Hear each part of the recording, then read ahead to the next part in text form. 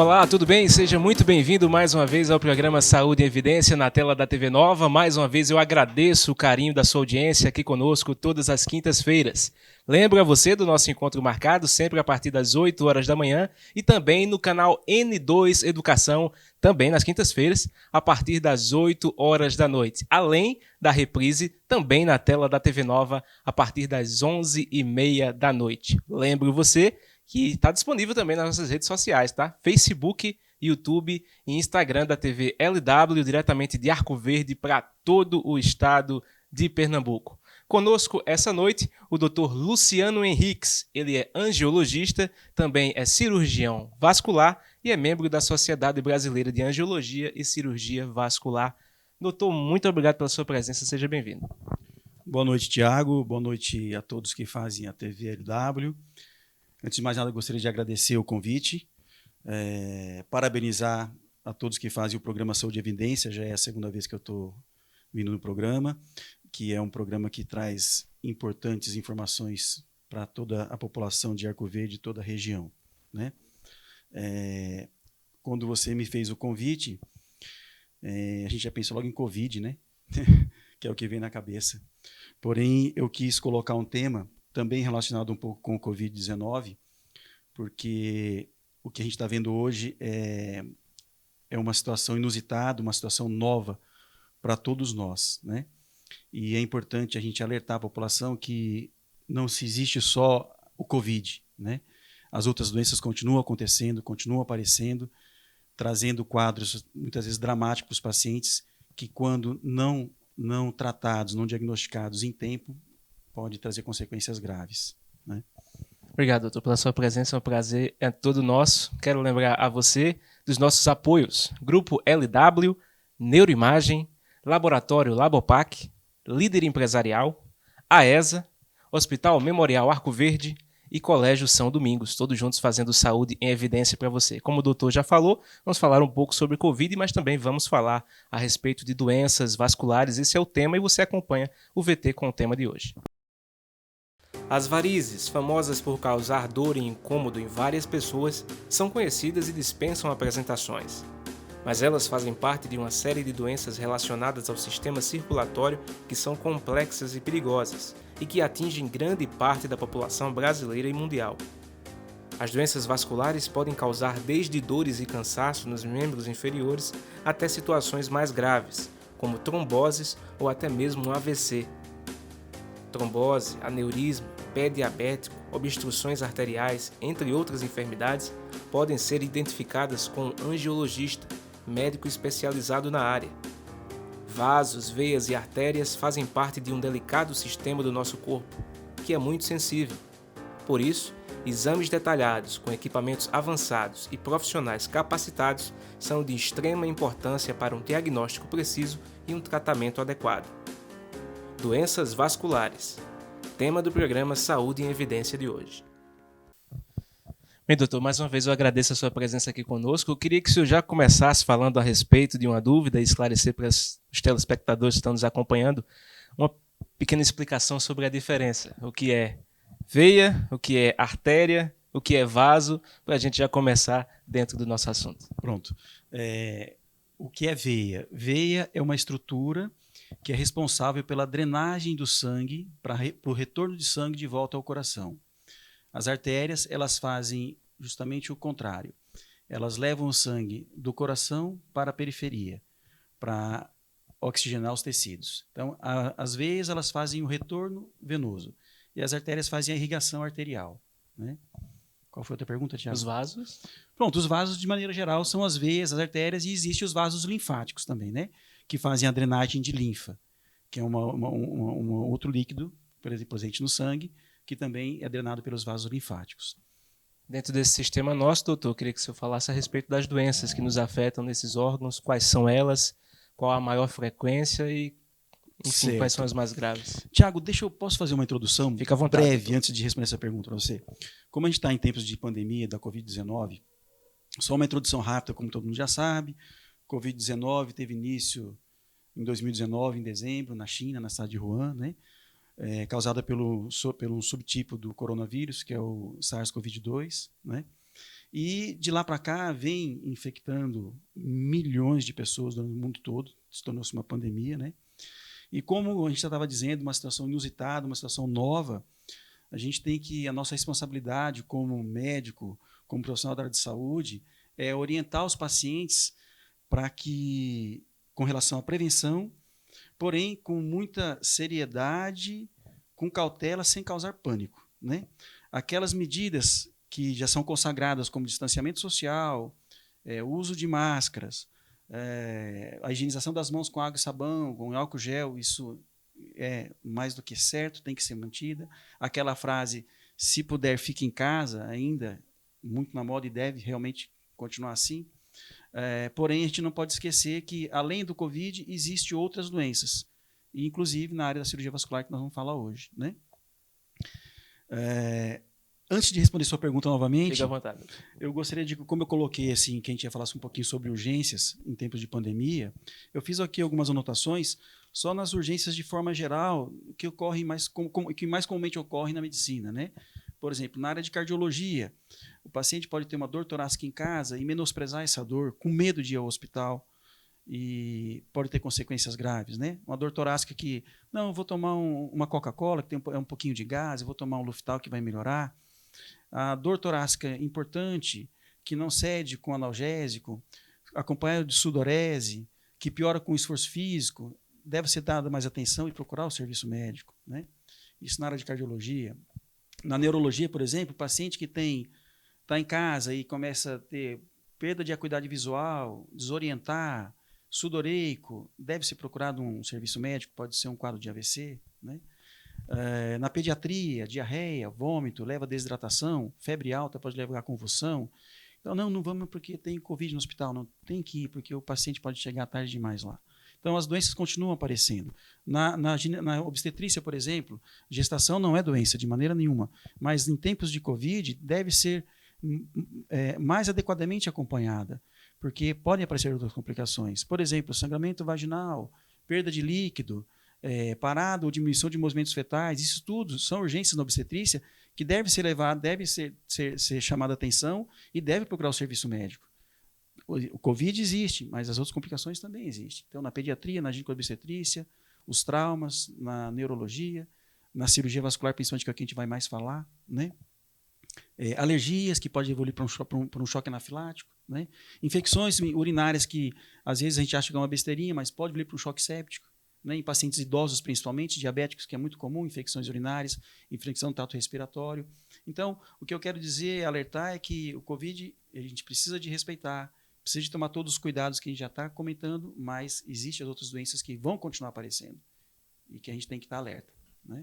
Pois é, doutor, eu quis falar com o senhor a respeito dessas doenças porque elas continuam, como mesmo o senhor frisou, elas continuam acontecendo em meio à pandemia, em meio à Covid-19, e as pessoas, infelizmente, estão com medo de procurar atendimento nas unidades hospitalares por conta da Covid, por não querer, por ter medo de se contaminar nos postos de saúde, nos hospitais, enfim. Eu queria que o senhor falasse um pouco a respeito dessas diferenças. O que é emergência e o que é urgência nesse momento, quando as pessoas podem procurar atendimento? Tá, veja só, o que eu devo, quando procurar um serviço de urgência, de emergência ou uma orientação médica? Em caso de urgência e emergência. Pronto. Mas, espera aí, urgência e emergência, o que é isso? Vamos definir o que é emergência, o que é uma urgência. A emergência é uma situação clínica que existe risco eminente de morte. Aí você vai me dizer, mas claro, isso aí nem que todo mundo sabe. Sabe, mas em tempo de pandemia não sabe. A gente está num momento inusitado e que a gente está perdido.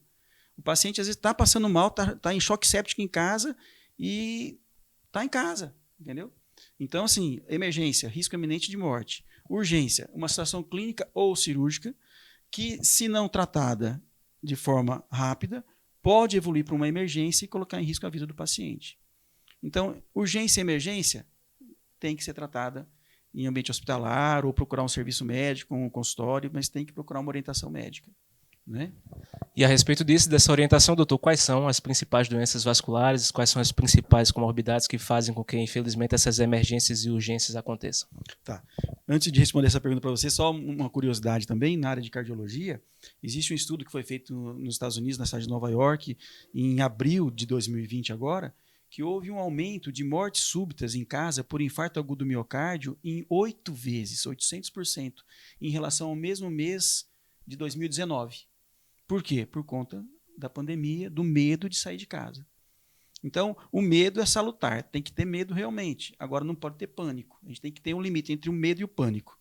Quando está o pânico, aí não está nada certo. A gente tem que organizar a casa novamente, né? Com relação à sua pergunta, quais são... Então, a gente falou um pouquinho, deu uma pincelada nas principais urgências nas diversas áreas da medicina. Aí. E, claro, que o principal na nossa área, na cirurgia vascular, a gente tem alguns itens que a gente pode citar. Por exemplo, trombose venosa profunda é uma urgência. Flebite nos vasos superficiais, inflamação nos vasos superficiais também é uma urgência. A trombose pode se tornar uma emergência. Doenças arteriais, como oclusão arterial aguda, aneurismas, que é a dilatação das artérias, também é um quadro que pode se tornar urgente, emergente. Gangrena de membros inferiores, infecções, erisipelas, causada por bactérias, embolia pulmonar, que é uma consequência da trombose quando não é tratada, a gente vai falar um pouquinho sobre isso. Infecções em pacientes em pé, que a maioria das vezes são os pacientes diabéticos, que a gente chama de pé diabético, né? Que são infecções graves que levam a mutilações, perda de dedo do pé, amputação de coxa. O pé diabético hoje, por exemplo, é uma entidade clínica, é uma síndrome clínica que é muito comum, de grande importância e grande impacto econômico em todo o Brasil, porque o que se gasta no tratamento de pé diabético, que poderia ser evitado, é uma coisa assustadora. Então, assim, e continua acontecendo, né? Isso é rotina, isso eu estou dizendo porque aconteceu ontem, vai acontecer amanhã de novo, isso é rotina toda hora, chega o paciente com lesão, com odor fétido, que nem a família está aguentando, e você pergunta, por que não veio antes? Com medo da pandemia, né? Então, assim, não vai ter que internar do mesmo jeito agora? Vai. Só que pior, porque o quadro está grave e vai ter também o risco da pandemia, né? Pois é, doutor, quando é que esse quadro fica grave? Quando é que acontece a necessidade de urgências e emergências dentro do contexto das doenças vasculares? Com que sintomas a pessoa tem dificuldades e precisa desse atendimento urgentemente, mesmo em meio à pandemia? Veja só, depende da patologia, né? Vamos falar em trombose venosa profunda, que é uma patologia grave. O que é a trombose? A trombose é uma obstrução, uma obstrução da veia, trombose venosa, uma obstrução da veia por um coágulo. Ele obstrui a veia, então para o retorno venoso, como a gente tinha dito antes, as veias são responsáveis pelo retorno venoso, para-se o retorno venoso, aí o que o paciente vai sentir? Quando ele vai perceber? Dor importante no membro, inchaço, dilatação das veias superficiais, porque aquela veia profunda que fazia a drenagem principal está entupida, então os vasos superficiais se dilatam. O paciente vai ter dor, inchaço, a perna vai ficar mais quente. Nesse caso, procure o médico, procure o pronto-socorro, procure o cirurgião vascular, vá para uma emergência, porque ele deve ser examinado, internado, tem exames complementares para se diagnosticar, isso fácil de fazer, acessível à imensa maioria dos pacientes, mesmo do SUS, entendeu? Então, o paciente, no caso da trombose, teve dor, inchou a perna, procure o serviço médico. E essa procura por trombose, ela vem aumentando exponencialmente por muitos anos para cá, ou seja, a população está mais consciente sobre a trombose venosa, muito mais. Inclusive, existe até um dia nacional da trombose venosa profunda. Não é em comemoração a ela, não, mas para se lembrar dela, né? Por quê? Por causa da gravidade. E, inclusive, os pacientes vêm realmente procurando muito mais, mas só que com a pandemia isso retroagiu, entendeu? Isso retroagiu e os casos graves estão ficando no lar. Chegam muitas vezes tarde demais, né? Então, teve dor, edema, inchaço na perna, procure o serviço médico. Pode ser uma trombose venosa profunda. E por que tratar a trombose venosa profunda? Por 2 motivos, inicialmente. Se você trata a trombose venosa profunda em tempo hábil, você evita uma complicação grave da trombose na fase aguda, que é a embolia pulmonar. O que é a embolia pulmonar? Esse trombo ele sai da perna, por exemplo, onde ele está alojado na veia, e vai para o pulmão e causa uma obstrução na artéria pulmonar. E isso causa uma diminuição do oxigênio, você diminui as trocas gasosas, você tem uma dispneia e pode ocorrer um quadro dramático e óbito. Então, a intenção de se tratar a trombose venosa profunda o mais precoce possível, inicialmente, é para se evitar essa complicação grave que é a embolia pulmonar. E depois da fase aguda, o objetivo do tratamento é evitar que essa obstrução. Passou a fase aguda, você não teve embolia pulmonar, ótimo. Então a gente vai continuar tratando para que a gente consiga recanalizar essa veia o máximo possível, para evitar que você tenha complicações futuras, como inchaço na perna, varizes de grosso calibre, aquela coloração escura na perna, feridas na perna, que são aquelas úlceras grandes, né? Porque isso causa um impacto na vida do paciente muito grande, né? O paciente com uma lesão na perna, ele tem vergonha até de sair de casa, ele se sente, ele sente preconceito, fora a dor, né? Dor. Um paciente andar com uma faixa a vida inteira numa perna não é brincadeira. Isso, geralmente, quando você vê muitos pacientes de baixo nível socioeconômico, às vezes até pacientes moradores de rua, você vê com aquelas feridas na perna, é um paciente que provavelmente teve uma trombose venosa profunda que não foi diagnosticada e hoje ele anda pela rua, coitado, com faixa na perna. É uma coisa horrível, né? E tem pacientes em casa que estão assim, por falta de tratamento hábil da trombose venosa profunda, né? Então, a trombose é uma das patologias graves e que ocorrem com muita frequência. E como a gente quer alertar, como eu falei no começo, a procura, o diagnóstico é muito maior hoje, os exames disponíveis são muito mais fáceis, muito mais acessíveis do ponto de vista econômico, só que com a pandemia, o pessoal está com medo de sair de casa e está tendo trombose em casa, entendeu? Então, esse é o alerta, né? Rápido intervalo, daqui a pouquinho a gente volta com o programa Saúde e Evidência. Até já.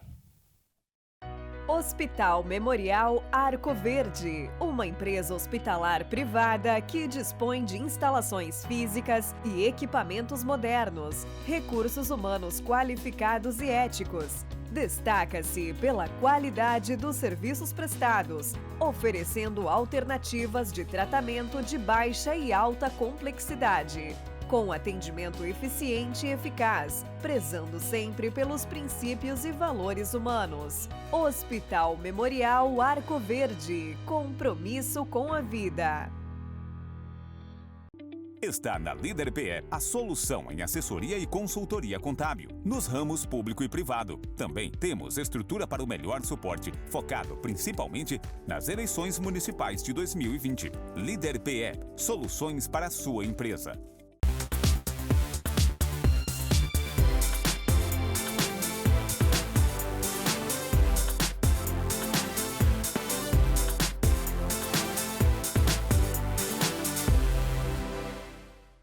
Alô você! Desta vez o TNLW vem com novidades sensacionais. Smartphones com preços imbatíveis, somente aqui no Grupo LW. A31 com 128 GB de memória, 4 câmeras traseiras, display infinito, leitor digital, processador octa-core, 4 GB de RAM, só 10 vezes de R$ 219,99. E mais para você o A01, celular sensacional, 2 câmeras traseiras, display infinito, processador octa-core Android 10, por 10 vezes de R$ 99,90. É promoção para você.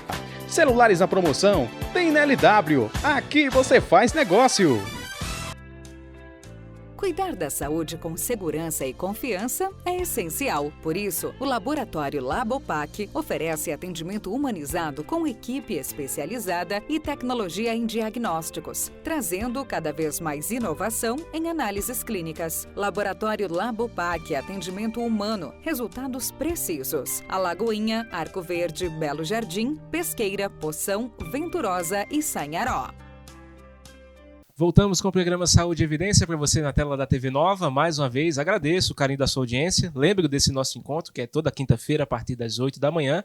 Lembro também do canal N2 Educação, onde você pode sintonizar o Saúde e Evidência todas as quintas-feiras a partir das 8h30 da noite. E a reprise sempre aos domingos na tela da TV Nova, também às 11h30 da noite, além das nossas redes sociais, Facebook, YouTube e Instagram da TV LW, diretamente de Arco Verde para todo o estado de Pernambuco. Conosco, Grupo LW, Neuroimagem, Laboratório Labopac, Líder Empresarial, AESA, Hospital Memorial Arco Verde e Colégio São Domingos, todos juntos fazendo saúde e evidência para você.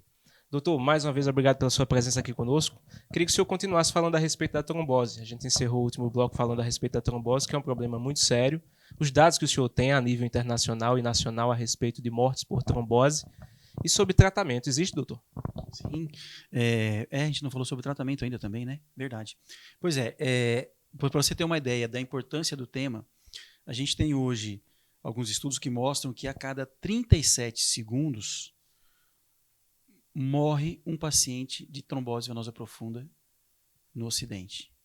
A cada 37 segundos. É espantoso, né? A gente está conversando aqui e morre, daqui a pouco morreu outro, daqui a pouco morreu outro. Então, assim, é um dado que qualquer um fica, né? E a importância do tema, pela alta incidência, pela alta mortalidade, os pacientes que estão sujeitos... Quais são os pacientes que estão sujeitos à trombose? Quais são os pacientes de maior risco? Os pacientes de maior risco, claro que são pacientes que acima de 60 anos, portadores de comorbidades, como diabetes mellitus, hipertensão arterial, pacientes obesos, acamados de longa data, por exemplo, os obesos mórbidos, são pacientes de risco para trombose venosa profunda, pacientes que são submetidos a cirurgias de grande porte, traumas, politraumatizados, traumas ortopédicos, cirurgias abdominais de grande porte, pacientes portadores de neoplasias quer dizer câncer, né? São pacientes de risco para trombose venosa profunda. Pacientes portadores de varizes de grosso calibre também são pacientes com maior risco de trombose venosa profunda. Por isso, a maioria dos serviços hospitalares de excelência, e eu posso dizer que os nossos aqui na nossa região são serviços de excelência, não só o Hospital Memorial como regional, a gente tem sempre implantado isso. Todos eles trabalham com protocolos para prevenção da trombose venosa profunda em pacientes internados. Então, pacientes clínicos, os que são necessários, seguindo os protocolos, os scores, são feitas medicações, que é a heparina, para prevenção de trombose venosa profunda. Essa é uma profilaxia medicamentosa, fora a profilaxia mecânica, que é estimular o paciente a deambular o mais precoce possível, o uso de um aparelho que a gente chama de bomba pneumática intermitente, que ele é como se fosse uma bota que a gente veste na perna do paciente, que ele fica massageando a perna, estimulando o retorno venoso para que o sangue não pare de circular, né? Então, a importância da trombose é tão grande que todos os pacientes internados, não só na clínica médica, como na clínica cirúrgica, nas diversas especialidades, como na clínica obstétrica, tem que ser feito profilaxia de trombose venosa profunda, seja ela mecânica, seja ela medicamentosa, química ou mecânica e medicamentosa, né? Então você vê um dado alarmante, né? A cada 37 segundos morre uma pessoa de trombose venosa profunda, então a gente tem que dar muita importância ao tema. Com relação ao tratamento que você me perguntou, na grande maioria das vezes o tratamento da trombose venosa profunda é um tratamento clínico, ele é feito com medicação. Alguns casos de trombose venosa profunda em pacientes jovens que ocorrem também, por exemplo, você tem a trombose venosa por excesso de exercício físico, são raros, mas tem, que é por esforço, principalmente quando é em membro superior. Quando é paciente jovem, que é uma trombose maciça, que o paciente for diagnosticado precocemente, ele pode ser submetido ao que a gente chama de uma trombólise, que é um tratamento que não é um tratamento, é um tratamento mais invasivo, com um catéter que você coloca lá próximo do trombo e vai liberando uma medicaçãozinha para ir dissolvendo esse trombo e podendo recanalizar essa veia mais precocemente. Também uma opção. Não são todos os casos. A maioria deles é tratado de forma clínica com medicação subcutânea e hoje em dia, com o advento de novos anticoagulantes orais, os NOACs, que a gente chama, existem várias drogas, a pixabrana, rivaroxabana, entre outras, a gente consegue fazer o tratamento da trombose até em domicílio, com resultados assim promissores, mesmo iguais que se tivesse internado a nível hospitalar. Ou seja, se a gente diagnosticar precocemente, a gente tem um prognóstico muito bom. Por isso que a gente investe na orientação, entendeu? Porque você não tem que ter cada vez um índice menor de complicações e mortalidade pela trombose venosa profunda. Porque está disponível para tratamento em todos os serviços, entendeu? Serviço público tem, entendeu? Tem o que há de melhor, tem, entendeu?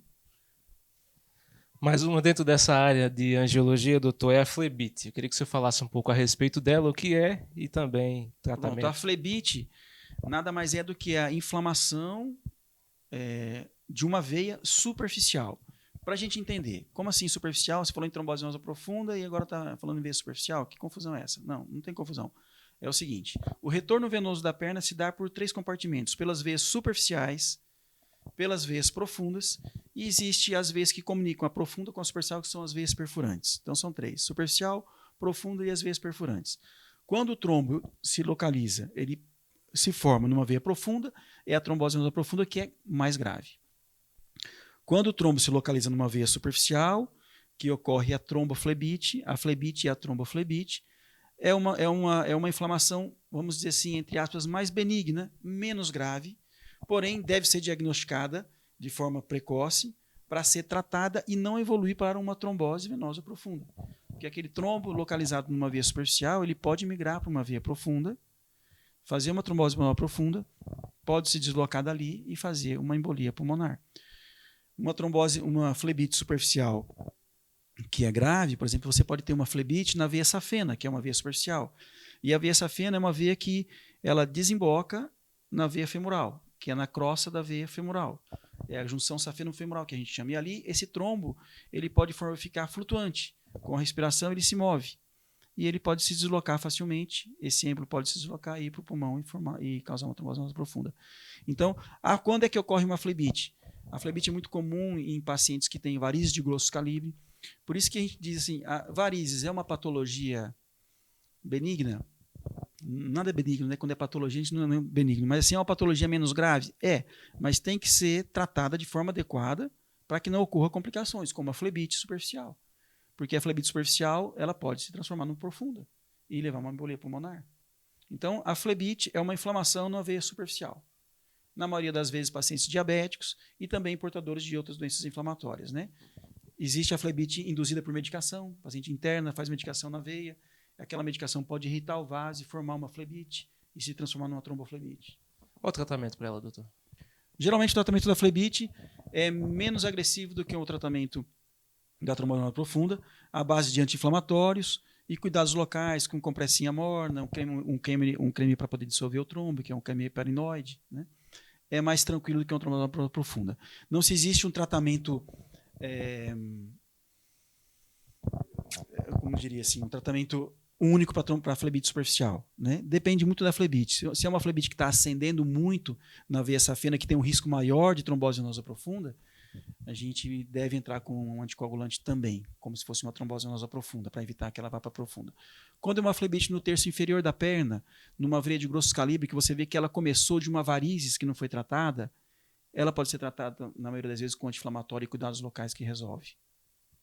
É essa complicação dessas doenças que pode levar à gangrena também ou já é outra comorbidade, doutor? Já é outra comorbidade. A trombose venosa profunda, existe uma entidade da trombose venosa profunda, que é a Phlegmasia cerulodolens, que pode levar à gangrena do membro, sim, mas é uma entidade muito rara, não é comum. A trombose venosa profunda, na maioria das vezes, não leva à gangrena do membro. E quando é que a gangrena ocorre? Aí nós vamos falar em doença arterial. Aí já é uma outra entidade, que é a doença... Já é mais profundo, no caso, né? Não é que seja mais profundo. Ela compromete as artérias. A gente está falando da patologia nas veias. Das veias. E a gente vai falar agora da patologia nas artérias. Quando ocorre uma gangrena? Os pacientes diabéticos, os pacientes idosos, portadores de hipertensão arterial, cursam com uma doençazinha que se chama aterosclerose. O que é isso? Os pacientes dislipidêmicos com colesterol alto, triglicerídeos altos, obesos, sedentários, cursam com acúmulo na parede das artérias por placas de ateroma. Ateromas são formados por placas de colesterol, principalmente pacientes tabagistas também, vão formando essas placas vão obstruindo parcialmente a luz da artéria. E aquele sangue que é para chegar de forma adequada no pé, quando ele chega naquela artéria que está parcialmente obstruída, vai passar pouco sangue e vai chegar pouco oxigênio lá embaixo. Isso, com o passar dos anos, essa doença é evolutiva. Ela vai obstruindo até que ela pode obstruir totalmente a artéria. E quando obstrui totalmente a artéria e o paciente não tem uma circulação colateral boa para chegar o oxigênio lá embaixo, leva a falta de oxigênio naquele membro, que é o que a gente chama de isquemia, que pode levar à gangrena e à perda do membro. Então, isso é a doença arterial. A doença que é causada pela aterosclerose. A doença arterial, ela não compromete só a perna. A aterosclerose, ela é uma doença sistêmica. Em cada local, em cada artéria, ela pode ter uns sintomas. Por exemplo, na perna, é isso que a gente falou, leva a dor na perna, a uma dificuldade de caminhar, até que isso pode evoluir até para uma perda do membro. Se ela ocorrer na artéria renal, obstrui a artéria renal e você pode perder o rim para uma hemodiálise. Se ela ocorre nas artérias carótidas e vertebrais, você pode ter um AVC isquêmico. né? Isso tudo é a mesma doença, é a aterosclerose. Se ocorrer na coronária, ela pode ter o quê? Uma angina e um infarto agudo do miocárdio. Então, quando a gente examina um paciente no consultório que tem uma doença arterial obstrutiva, a gente costuma dizer o seguinte para o paciente: é uma luz que está acendendo no túnel, uma luz vermelha que está acendendo para você se cuidar. Então, a gente vai cuidar da perna e agora você precisa de ser acompanhado de uma equipe multidisciplinar. Um cardiologista e um neurologista para a gente acompanhar as carótidas. Porque a doença é uma só, mas em cada local ela se manifesta de forma diferente. É a obstrução das artérias por placas de ateroma. Diminui a oxigenação, chega menos sangue lá embaixo, e aí começa devagarinho. Como é que eu sei? Como é que eu sei que eu tenho doença arterial? Hoje você tem 30 anos, é corredor, corro maratona, ótimo. Com o passar dos anos, eu sou fumante, um exemplo, né? Se eu sou fumante, eu não sou fumante. Se o paciente é fumante, ele vai ter ele vai andar 2, 3 quilômetros, vai começar a sentir uma dor na panturrilha. Por quê? Porque aquela estenose na artéria, que diminuiu a luz da artéria, em repouso, ele não precisa de mais sangue lá para o pé. É igual um carro quando precisa de andar. Se eu preciso de correr, eu preciso de acelerar para chegar a gasolina no motor. É a mesma coisa lá no pé e na panturrilha. Se eu quero andar 1 quilômetro, o pouquinho de sangue que chega é o suficiente para mim chegar a andar 1 quilômetro. Se eu quiser andar 2, 3 e tiver uma obstrução da artéria, o sangue que chega não é o suficiente. Aí começa o quê? Ter dor. Aí esses são os primeiros sinais da isquemia. Dor quando anda, que a gente chama de claudicação intermitente. Ele anda, começa a ter dor, ele para um pouquinho, disfarça, olha o passarinho, está andando, de repente melhora a dor quando ele descansa, porque o tanto de sangue que chega é o suficiente para manter a perna dele em repouso, aí ele volta a andar de novo. Anda mais 800 metros, para de novo, porque começou a doer. Isso é um sinal de claudicação intermitente, é um sinal que pode ter uma obstrução na artéria. Então, alerta para ele procurar um médico. Se ele é diabético, se ele é sedentário, se ele é tabagista, principalmente, né? O tabagismo influencia demais. Se ele é tabagista, hipertenso, esses sinais é um sinal de alerta, né? É a doença arterial obstrutiva periférica crônica, DAOP. E essa doença arterial pode evoluir para uma obstrução arterial aguda e levar a perda do membro rápido, né? Que isso é rotina, não é poucos pacientes, não. Infelizmente, né, doutor? Infelizmente. Mais um intervalo, daqui a pouquinho a gente volta com Saúde e Evidência. Até já. Hospital Memorial Arco Verde, uma empresa hospitalar privada que dispõe de instalações físicas e equipamentos modernos, recursos humanos qualificados e éticos. Destaca-se pela qualidade dos serviços prestados, oferecendo alternativas de tratamento de baixa e alta complexidade, com atendimento eficiente e eficaz, prezando sempre pelos princípios e valores humanos. Hospital Memorial Arco Verde, compromisso com a vida. Está na Líder PE a solução em assessoria e consultoria contábil, nos ramos público e privado. Também temos estrutura para o melhor suporte, focado principalmente nas eleições municipais de 2020. Líder PE, soluções para a sua empresa.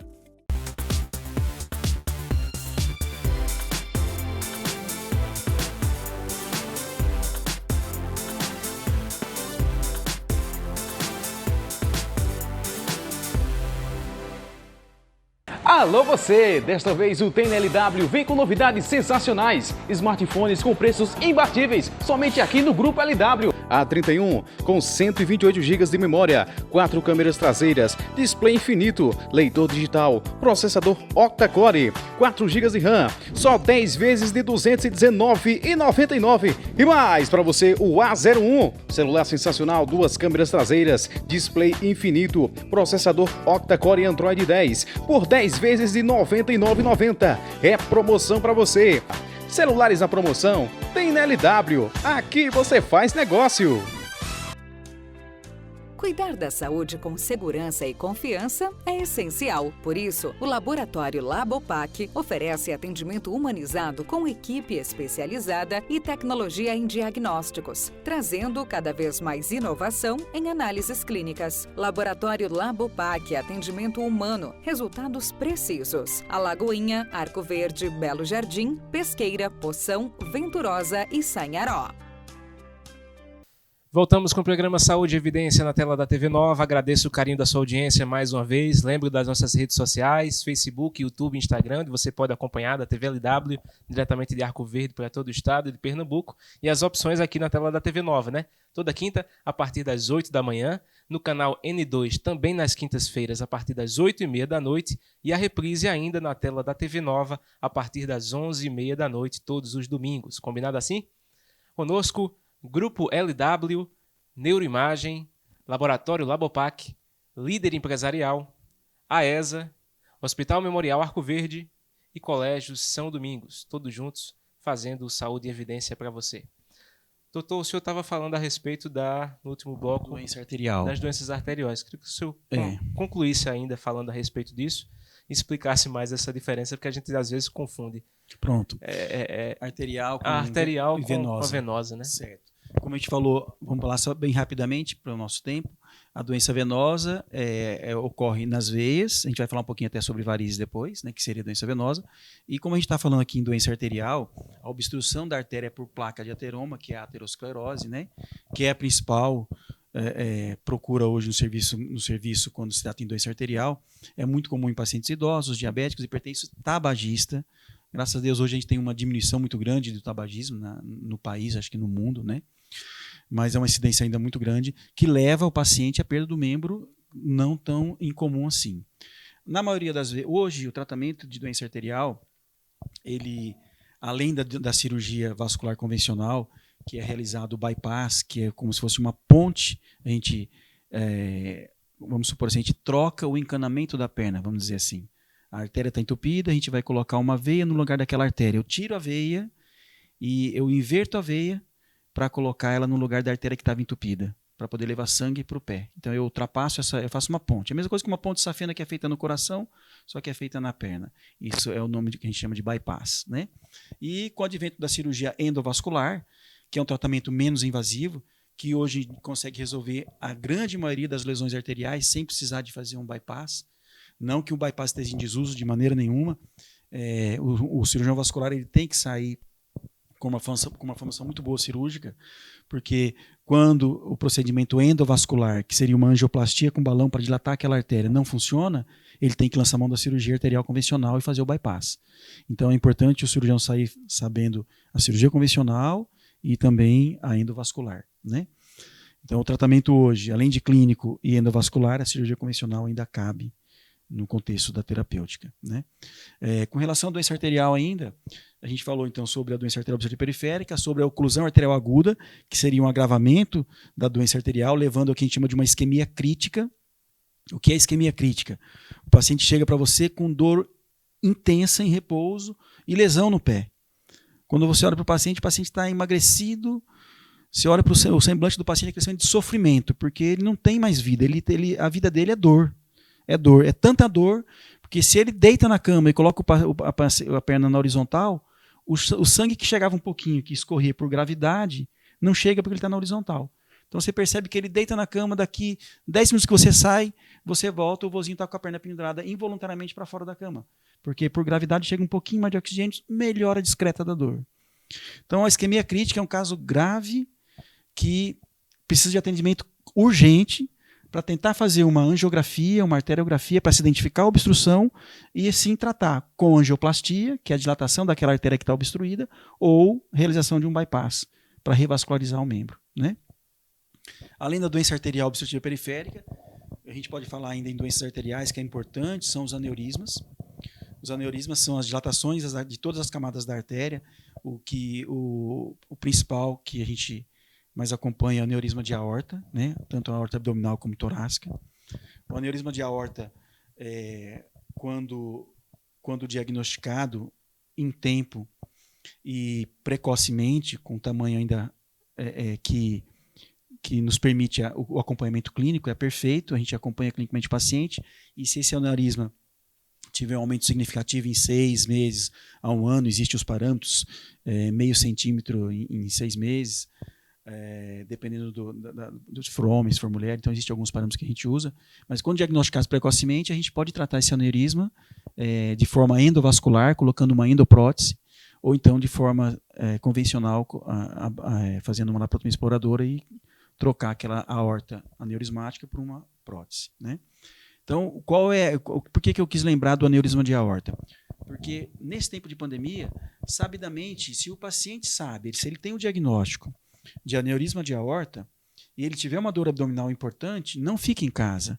Porque muitas vezes é difícil, o paciente não sabe que tem um aneurisma de aorta, tem uma dor, ele acha que a dor pode ser uma dor de barriga, então ele não assimila aquilo ao aneurisma de aorta. Mas se o paciente já tem um diagnóstico prévio de aneurisma de aorta e apresenta uma dor abdominal importante, súbita, procure um serviço com urgência, porque isso pode ser expansão daquele aneurisma. E esses pacientes com aneurisma, quando tratados em tempo, por exemplo, se ele tiver uma rotura, a rotura do aneurisma é uma situação catastrófica.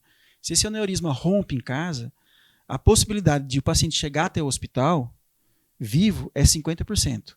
E a possibilidade de chegar vivo no hospital e ter um resultado satisfatório da cirurgia, ou seja, sobreviver, também é 50%. Então, 50% dos pacientes que chegam no serviço médico de urgência com aneurisma de aorta roto, morrem. E os que chegam, porque 50% não chegam, morrem em casa. É curioso, eu já tive pacientes, por exemplo, com aneurisma de aorta, daqui mesmo. Isso foi logo quando eu cheguei, alguns anos atrás.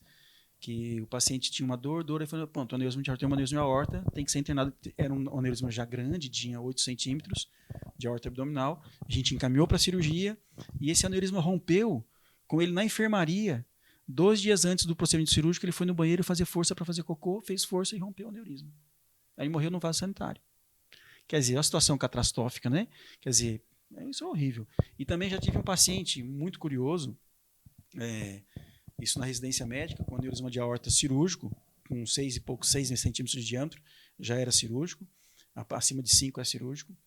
E o paciente e a família, ele é testemunho de Jeová, e o paciente não queria tomar sangue. Então ele não tomou sangue, e claro que a gente só pode levar um paciente desse para a cirurgia, ele vai tomar sangue, não tem como. E o paciente não quis, a família também não quis. Quando chegou no pronto-socorro, com o aneurisma roto, doutor, vamos operar, pode tomar sangue, mas aí não teve jeito. O aneurisma roto, não teve mais tempo, morreu.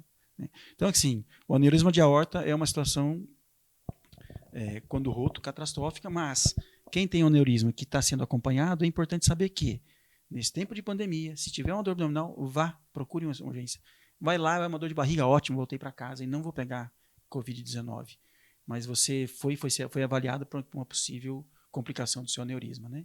Então, quem tem o diagnóstico prévio, fique atento a qualquer tipo de sintomas desses, né? Dor abdominal importante, procure o serviço. Um simples ultrassom de abdômen, a gente resolve o problema dele, entendeu?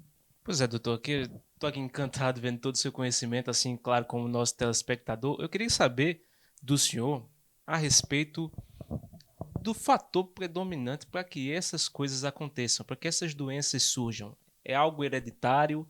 Tem a ver com alimentação? Tem a ver com hábitos saudáveis, como o senhor já falou, como exercício, enfim. O que causa essas doenças no âmbito da hereditariedade, enfim, do modo de vida? Muita gente preocupada no momento. A doença venosa, as varizes de membros inferiores, existe uma hereditariedade importante, e é claro que o estilo de vida também, né?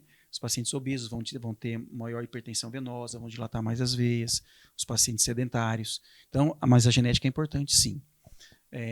Isso no âmbito da doença venosa na varizes. A trombose venosa profunda, geralmente pode existir uma entidade que a gente chama de trombofilia. O que é isso? A trombofilia é a tendência do paciente em ter trombose. O paciente pode nascer com uma deficiência de algumas enzimas que são procoagulantes. E essa deficiência de enzimas pode levar o paciente a ter trombose com mais facilidade. Existe trombose em paciente jovem. Eu posso ter trombose, você pode ter trombose? Pode.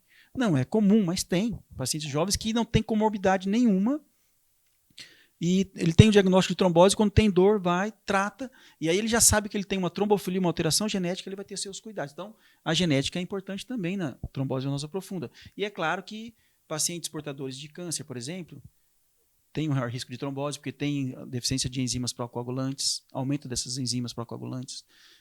A gestação, por exemplo, é uma entidade que aumenta o risco de trombose venosa profunda, principalmente gestante portadora de varizes de grosso calibre. Acho que eu respondi ou não? Com relação à trombose. E essa mesma pergunta com relação à doença arterial é que a gente estava dizendo, né? Obesidade, sedentarismo, principalmente sedentarismo. Hoje em dia, a gente não pode aceitar ser sedentário, não pode. É complicado mesmo. O paciente tem que estar se exercitando sempre. É questão de hábito. Eu gosto muito de atividade física.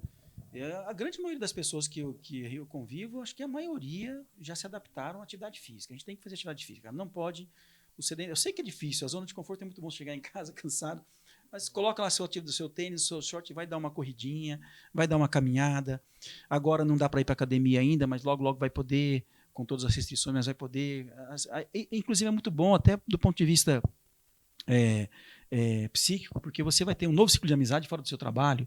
Você trabalha o dia todo na TVLW, repórter para lá e para cá, e ali é o seu momento de relaxar, de conhecer outras pessoas, de ter outro, não falar sobre outra coisa. Entendeu? E depois que você pega o seu ritmo, é importantíssimo. Você vai ver a sua vida muda. Com atividade física, a sua vida muda. E você vai prevenir a imensa maioria das doenças. Doutor, a gente tem uma pergunta de uma telespectadora que enviou especialmente para você. É a Elineide, ela mandou. A gente vai acompanhar agora. Boa noite. O meu nome é Elineide Lúcia. Eu gostaria de fazer uma pergunta para o doutor Luciano. Eu tenho varizes, né? Bastante. E não quero fazer uma cirurgia convencional. Então, gostaria de saber quais são as outras opções para estar fazendo tratamento para varizes. E aí, doutor, tem jeito? Tem jeito sim. Qual é o nome dela? Elineide. Boa noite, Elineide. Veja só, a pergunta dela é que ela tem varizes e ela quer saber quais são os tratamentos disponíveis hoje em dia, né? Existem vários tratamentos que hoje são disponíveis para varizes de membros inferiores. É claro que a paciente tem que ser examinada para saber o que vai mais se adequar a ela. Mas a gente pode citar a cirurgia convencional, que ela mesma disse que ela não quer cirurgia, né? A cirurgia convencional é uma modalidade de tratamento com excelentes resultados.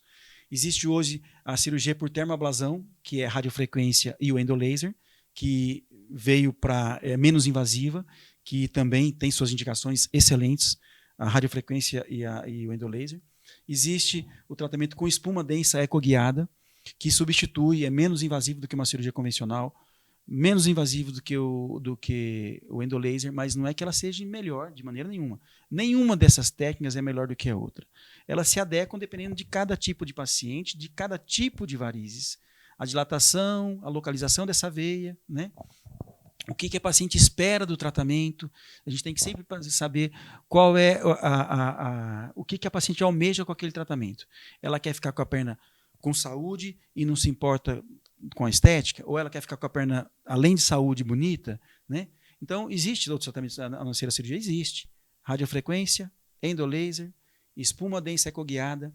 Existe o tratamento hoje que a gente chama de CLACS, que é a associação do laser transdérmico, já não é nem o endolaser, mas é o laser transdérmico, com a escleroterapia química, que é um tratamento que foi idealizado por um colega brasileiro, o Dr. Kazumiaki, que já está difundido pelo mundo todo.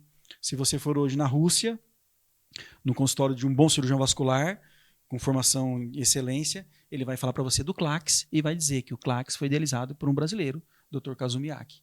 Então, quer dizer, isso é uma honra para a gente, né? A gente tem a cirurgia vascular hoje no Brasil, ela está no top. O CLACS é o padrão excelência para tratar os vasos de menor calibre. Pensando também não só no tratamento funcional, como na estética, né? Lembrando que a pergunta dela é muito pertinente, e só para me acrescentar, os vasinhos, eles nem sempre são só estética. Os vasinhos, eles podem ser a primeira manifestação de uma insuficiência venosa crônica, mais profunda. Por isso que deve ser tratada... É um sinal de alerta, né? Pronto, um sinal de alerta que deve ser tratado, diagnosticado e tratado pelo médico, angiologista e cirurgião vascular. Isso eu vou bater sempre nessa tecla. A Sociedade Brasileira de Cirurgia Vascular, inclusive a Regional de Pernambuco, que é o que a gente faz parte hoje, né? Ela tem feito campanhas que o tratamento dos vasinhos deve ser feito pelo cirurgião vascular. Porque existem algumas profissões que estão querendo fazer, mas como é que eu posso? Não, mas isso não é só estética, gente. Ah, porque eu sou estético. Sim, mas o vasinho é um sinal de alerta de doença venosa crônica. Ela não é só estética. Então, ela deve ser diagnosticada e tratada pelo profissional competente. É a mesma coisa do que eu for querer fazer parto. Eu não vou fazer bem feito. O obstetra é que tem que fazer. Cada um no seu quadrado. Né? Então, acho que eu respondi a pergunta dela. Tem outros tratamentos? Tem. Além da cirurgia convencional, o endolaser, a termoablação por endolaser, por radiofrequência, a espuma-dência coguiada, a escleroterapia química mais o laser, que é o CLACS. Mais um rápido intervalo, daqui a pouquinho a gente volta com Saúde e Evidência. Até já. Hospital Memorial Arco Verde, uma empresa hospitalar privada que dispõe de instalações físicas e equipamentos modernos, recursos humanos qualificados e éticos. Destaca-se pela qualidade dos serviços prestados, oferecendo alternativas de tratamento de baixa e alta complexidade, com atendimento eficiente e eficaz, prezando sempre pelos princípios e valores humanos. Hospital Memorial Arco Verde, compromisso com a vida. Está na Líder PE a solução em assessoria e consultoria contábil, nos ramos público e privado. Também temos estrutura para o melhor suporte, focado principalmente nas eleições municipais de 2020. Líder PE, soluções para a sua empresa.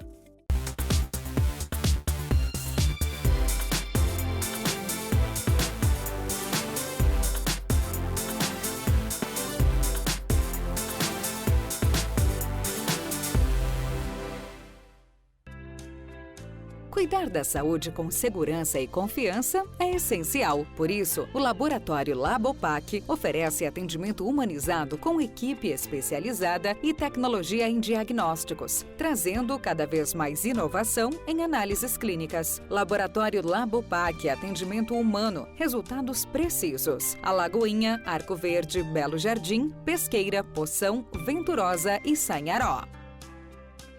Voltamos com o programa Saúde e Evidência na tela da TV Nova. Mais uma vez eu agradeço o carinho da sua audiência. Estamos aqui com o Dr. Luiz Henriques, Luciano Henriques, aliás. Doutor, eu confundi seu nome porque a gente recebeu já o Dr. Luiz. Doutor, eu queria que o senhor falasse um pouco a respeito do pé diabético, que é tão importante. A gente, quando fala de doença vascular, lembra logo da diabetes, né? É um fator determinante, né? E aí tem o pé diabético. Como é isso? Lembra lá o pé diabético. O pé diabético é uma das patologias mais comumente, o que mais aparece na cirurgia vascular, na prática diária de cirurgia vascular, com mais frequência e grave. O pé diabético é uma síndrome onde você tem lesão no pé do paciente diabético, lesão neurológica, lesão linfática, lesão arterial, e que leva à deformidade nesse pé e o aparecimento de lesões que poderiam ser evitadas quando se diagnosticado precocemente. O que acontece no pé diabético? O paciente diabético, neuropata, por exemplo, que tem lesões nos nervos, ele perde a sensibilidade do pé. Essa sensibilidade, a dor é um fator de proteção do pé do paciente, de qualquer um. Se você andar e pisar num prego, você tira o pé rapidinho do prego. Se andar na rua e pisar numa pedrinha, opa, pisei numa pedra, machuquei meu pé. O paciente diabético, portador de neuropatia, ele não sente. Ele pisa e continua pisando. Pisando, tem uma pedrinha dentro do sapato dele, ele anda o dia inteiro com aquela pedra furando o pé dele, ele não sente. Quando ele vai perceber no final do dia, ou depois de 2 ou 3 dias, quem vê não é nem ele, porque ele não sente dor, quem vê é a esposa. Ô fulano, você tá com um negócio, deixa eu ver isso aqui. Não é nada, minha filha. Não, tem uma lesão imensa, que causou lesão muscular, com infecção, e invariavelmente, toda semana a gente faz cirurgias mutiladoras no hospital por conta de lesões com pé diabético. Perde dedo, perde antepé, perde coxa e muitas vezes perde a vida por infecção, por septicemia.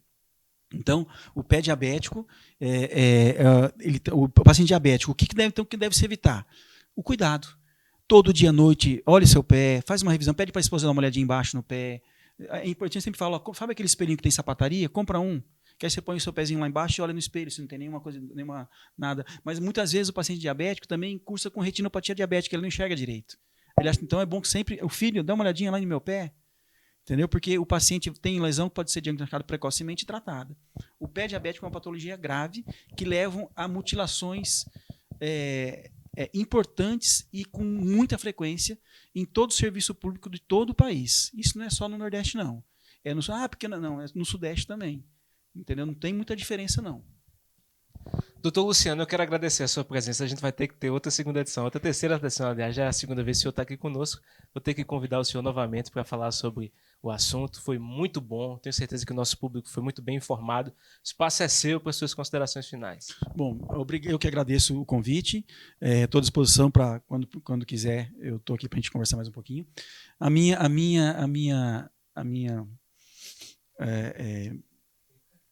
Não, eu queria só deixar uma mensagem final de otimismo, tá?